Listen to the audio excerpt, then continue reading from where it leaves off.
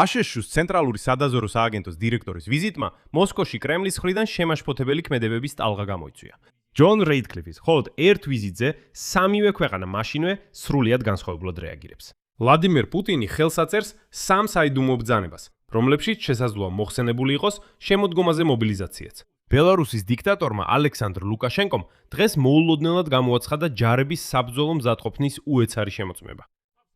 და თავად რუსეთში ფსბ და როსგვარდია ატარებენ წურთნებს ლენინგრადის ოლქში შეჭრის მოგერიების მიზნით.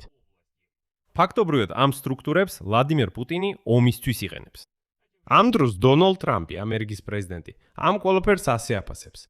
საკუთარი ცენტრალური სადაზვერო სააგენტოს დირექტორის ვიზიტს მოსკოვში რუტინულად მიიჩნევს, მაგრამ ამატებს, რომ შესაძლოა რაღაც გამოვიდეს. თითქოს სერიოზული არაფერი განხილულა, მაგრამ შესაძლოა რაღაც გამოვიდეს. მაშინ ჩდება კითხვა, რატომ იყო საჭირო მოსკოვში უზარმაზარი სამხედრო თვითმფრინავის გაგზავნა, თუ სერიოზული არაფერი განხილულა. დავაზუსტოთ მაქსიმალურად დეტალურად, რა მოხდა და რა ვერსიებს ასახელებენ ანალიტიკოსები ორივე მხარეს, აშშ-ში და რუსეთში. რადგან კრემლში უკვე განაცხადეს, რომ ვლადიმერ პუტინი გუშინ თითქოს არ შეხვედრია ცენტრალური სადაზვერო სააგენტოს დირექტორს, მაგრამ რატომღაც მთელი დღის გეგმები გააუქმა. ჩემი სახელია ოლეგ ალექსეიპეჩი. მოდით ერთხელ ვანვიფლოთ ეს თემა, მაგრამ სანამ დავიწყებთ, გთხოვთ გამოიწეროთ არხი, დაალაიქოთ ეს გამოშვება და დაწეროთ ნებისმიერი კომენტარი. როგორც უკვე იცით, გუშინ მოსკოვში ვიზიტით იმყოფებოდა CIA-ის დირექტორი ჯონ რედკლიფი. დღეს კრემლის პრეზიდენტმა დმიტრი პესკოვმა ჟურნალისტებს განუცხადა, რომ ვლადიმერ პუტინი ინფორმირებული იყო აშშ-ში ცენტრალური სადაზვერო სააგენტოს დირექტორის მოსკოვში ვიზიტის შესახებ. თუმცა თავად მასთან თითქოს არ შეხვედრია. პესკოვის თქმით, მხოლოდ სპეცსამსახურებს შორის იყო კონტაქტები. კითხვაზე რა თემები განეხილებოდა სამშაბათის მოლაპარაკებებზე, პესკოვმა პასუხი არ გასცა. ამასთან მან კონტაქტები პოზიტიურად შეაფასა. რუსეთსა და აშშ-ის სპეცსამსახურების ხაზით, მაგრამ დაამატა ციტატა. ეს კონტაქტები ხშირად გრძელდება ორმხრივ ურთიერთობების ყველაზე რთულ მომენტებშიც კი. მაგრამ რამდენად იმოქმედებს ეს მთლიანობაში ჩვენი ორმხრივი ურთიერთობების იმ ღრმა კრიზისიდან გამოყვანის პროცესზე, რომელშიც ისინი ახლა იმყოფებიან, ჯერ საუბარი ნაადრევია. ცალკე პესკოვმა ხაზგასმით აღნიშნა, რომ კრემლისა და აშშ-ის პრეზიდენტის ადმინისტრაციის წარმომადგენლებს შორის კონტაქტები ჯერჯერობით დაგეგმილი არ არის. ციტატა. კიდევ ერთხელ ვიმეორებ, რედკლიფს კრემლთან არანაირი კონტაქტი არ ქონია.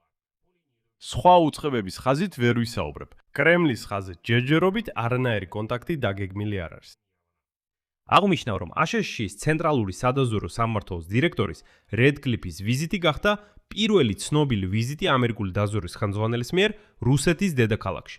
მას შემდეგ, რაც რედკლიფის წინამორბედმა უილიამ ბენსმა 2021 წლის ნოემბერში პუტინთან მოლაპარაკებები გამართა.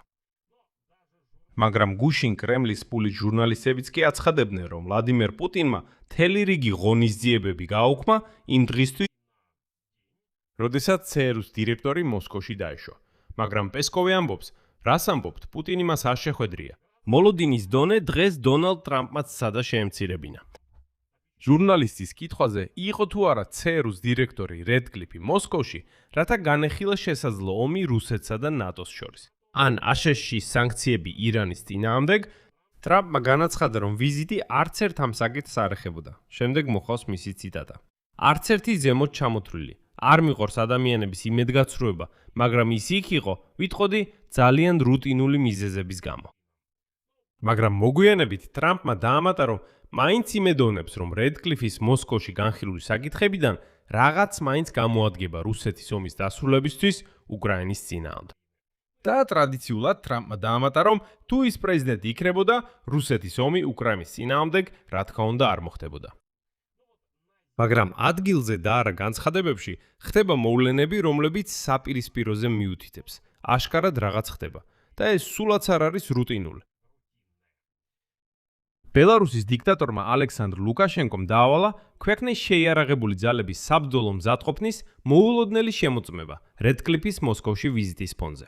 ბელარუსის რესპუბლიკის უსაფრთხოების საბჭოს სახელმწიფო მდივანმა ალექსანდრ ვოლფოვიჩმა განაცხადა, რომ შემოწმების ფარგლებში ერთ-ერთი ბრიგადა დატოვებს მუდმივი დისლოკაციის ადგილს და შეასრულებს რიგ ამოცანებს. მან აღნიშნა, რომ განსაკუთრებული ყურადღება დაეთმობა პოტენციურ მოწინააღმდეგეზე ცეცხლითი ზემოქმედების მეთოდებს, უკრაინასა და ირანში სამხედრო კონფლიქტების გამოცდილების გათვალისწინებით.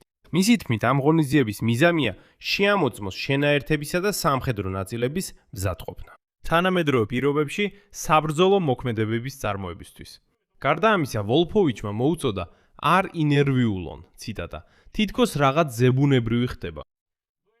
მანამდე ბელარუსის შეიარაღებული ძალების სპეციალური ოპერაციების ძალების სარდალმა ალექსანდრ ილიუკევიჩმა განაცხადა, რომ მინსკმა დაიწყო ახალი სადესანტო საიერიშო ბრიგადის ფორმირება უკრაინის საზღვართან. ერთეულების განთავსება იგეგმება გომელის რაიონში, მაგრამ და ამანაც განაცხადა, რომ რა გჭირთ, არაფერ საშიში და ზებუნებრივი არ ხდება. ამ საბრძოლო მზადყოფნის შემოწმების კონტექსტი მართლაც შემაშფოთებელი ხდება, თუ გავიხსენებთ Wall Street Journal-ის უფრო ადრინდელ ცნობას. სადაც ნათქვამი იყო, რომ ვლადიმირ პუტინი ალექსანდრე ლუკაშენკოსგან მოითხოვა უკრაინაში ახალი ფრონტის გახსნა. გარდა ამისა, ამავე გამოცემის ინფორმაციით, მოსკოვი გეგმავდა ბელარუსის გამოყენებას მეზობლების წინააღმდეგ ოპერაციისთვის. მათ შორის ბელარუსის ტერიტორიიდან უპილოტო აპარატების გაშვებისთვის. ამ ფონზე საფრანგეთის პრეზიდენტი ემანუელ მაკრონი პირადად ურეკავდა ლუკაშენკოს და აფრთხილებდა მას ომში ჩართვისგან. უკრაინის პრეზიდენტი ვლადიმირ ზელენსკიც ამახვილებდა ყურადღებას ბელარუსში სამხედრო ინფრასტრუქტურის მშენებლობაზე უკრაინის საზღვართან, რომელიც შეიძლება გამოყენებულ იქნას კიევის წინააღმდეგ აგრესიისთვის. ბელარუსში შემოწმების პარალელურად სწავლებები უშვებები უშუალოდ რუსეთის ტერიტორიაზე სტარდება, ფინეთისა და ესტონეთის საზღვართან.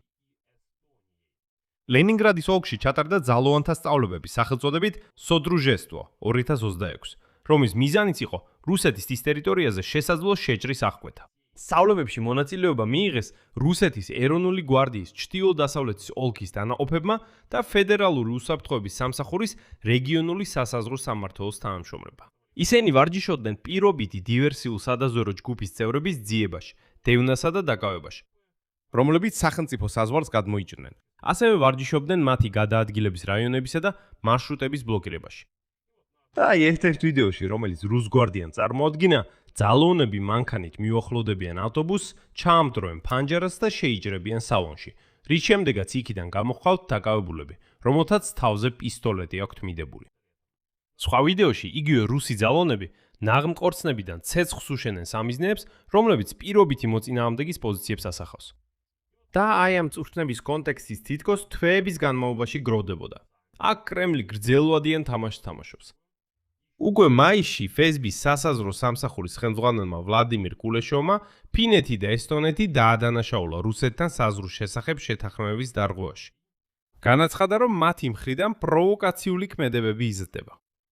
მისი თქმით, ფინეთი საინჟინრო ბარიერებს აკანებს იმ ადგილებში, რომლებიც შეთანხმებებით გათვალისწინებული არ არის, ხოლო ესტონეთი წყლის სივრცეების გამიჯვნის შესახებ შეთანხმებებს არ ღვევს.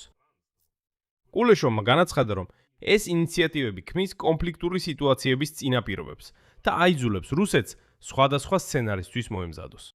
ივნისის ბოლოს ფინეთთან და ნორვეგიასთან მოსაზღვრე მურმანსკის ოლქის ხელისუფლება უცხოური დივერსიულ სადაზვერვო ჯგუფების აქტიურობაზე საუბრობდა. მაშინ რეგიონის გზებზე ბლოკპოსტები დააკანეს და სათვირთო მანქანების სრული შემოწმება შემოიღეს, რომელშიც სამსახურებრივი ძაღლებიც მონაწილეობდნენ. ხოლო 1 ივლისიდან რუსეთმა ფინეთთან, ლატვიასთან და ესტონეთთან რკინიგზის სასაზღვრო გადასასვლელები დახურა. ამ გადაწყვეტილების მიზეზები კი არ დაუკონკრეტებიათ.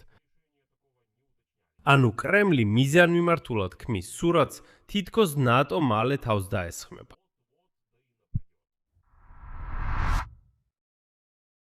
ამ ფონზე ჩნდება ლოგიკური კითხვა, რატომ ჩამოვიდა მოსკოვში CIA-ის დირექტორი ჯონ რედკლიფი.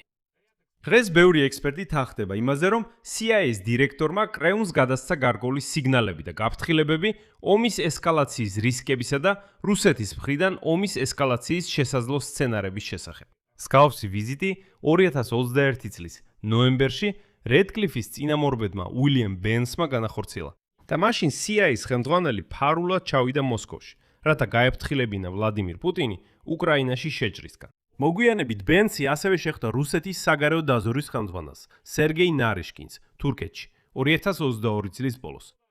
რათა გადაეცა დეტალები ტაქტიკური ბირთვული იარაღის გამოყენების დაუშვებლობის შესახებ. ეს ის პერიოდი იყო, როცა რუსები უბრალოდ ვაერთხებივით გარბოდნენ ხერსონისა და ხარკოვის ოლქებიდან, როცა უკრაინის შეიარაღებული ძალები ამ ნაგავს წმინდა უკრაინული მიწიდან დევნიდნენ. და მაშინ ვლადიმირ პუტინი დაბნეული იყო, გამოაცხადა მობილიზაცია და ბირთვული იარაღით იმუქრებოდა. მაგრამ თუ გავითვალისწინებთ ირანსა და აშშ-ს შორის საბრძოლო მოქმედებების დასრულების შესრულის შესახებ მოლაპარაკებების ამჟამინდელ მდგომარეობას, დამატებით რუსეთი ასე თუ ისე ჩინეთთან ერთად ირანის ყველაზე მნიშვნელოვან რესურსულ პარტნიორებს წარმოადგენს.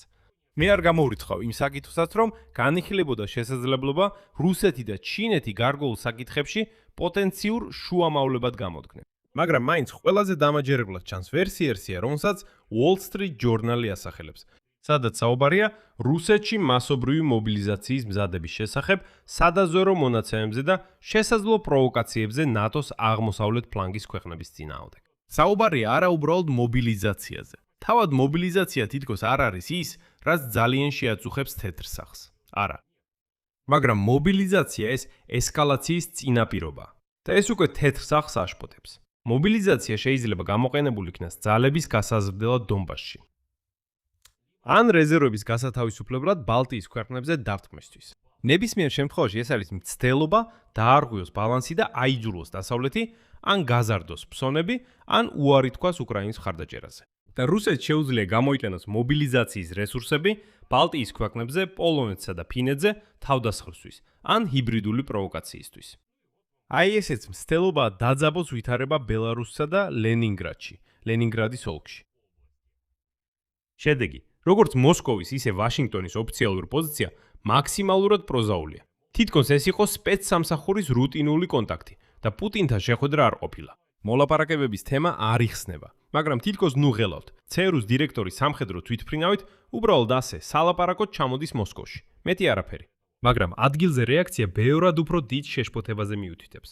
ბელარუსი მოულოდნელად ამოწმებს საბრძოლო მზადყოფნას და ბრიგადას გადახვას. რუსეთი პირდაპირ ფინეთსა და ესტონეთის საზღვართან დივერსიულ სადაზვერვო ჯგუფების შეჭრის მოგერიებას ამუშავებს. ექსპერტები კი თანხმდებიან იმაზე, რომ CIA-ის დირექტორის ვიზიტი და არაჩვეული მომლაპარაკებელი სტივ უიტკოვი თავისთავად არის სიგნალი, რომ საქმე დიპლომატიას არ ეხებოდა, არამედ კაცრ გაფრთხილებაზე დაზვერვის მონაცემების ფონზე, რომლებიც მობილიზაციის მზადებასა და ნატოს ქვეყნების წინააღმდეგ შესაძლო პროვოკაციაზე მიუთითებდა. საერთოდ აქ მრავალ წერტილს დავშრომ. თქვენი აზრი, თქვენი დასკვნები დაწერეთ კომენტარებში ამ გამოშვების ქვეშ. გამოიწერეთ არხი, დააწყაპუნეთ ზარზე და არ დაგავიწყდეთ ლაიქის დაჭერა. ამით ყველაფერი დასრულდა. იზრუნეთ საკუთარ თავზე. ყველას ნახვამდის. გაგრძელება.